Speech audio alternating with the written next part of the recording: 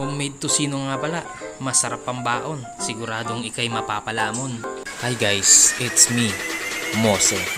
Hindi masyadong gwapo pero pamilyado.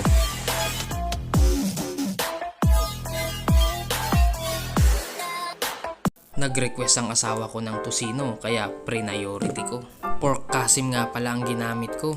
Binili ko dun sa palengke sa pwesto ni Kuya Teddy. Shawarat kay Kuya Teds. Hiniwa ko lang yan ng sobrang ninipis, brother. Tapos sinugasan ko ng malupit na water. Pinaikikan ko lang yan para mas better. Oh, huwag kang bitter. Ito na ang Ricardo, sir. Wala ako dyang eksaktong timplada. Sapat na kasi ang aking pagkalkula. Okay din kung sa inyo'y walang bata. Pwede mong gawing maanghang ang lasa. Kung na yan ng pangulay na pula. Ikaw, diskarte mo na.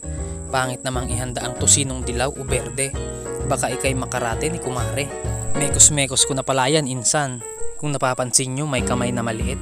Sumingit na naman kasi yung bulilit. Shawarat nga pala sa aking classmate na si Raymond de la Cruz. Classmate, ito na yung shoutout mo. Kung naabot mo na yung part na to, salamat ulit sa'yo. Naway na enjoy mo ang bago nating menu. Paki-like and share mo na rin yung video.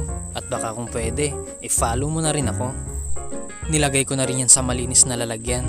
At mas maganda 3 araw mong i-marinate yan. At ito na ang finished product. Hindi masyadong masarap pero pwede na. Salamat po sa panonood.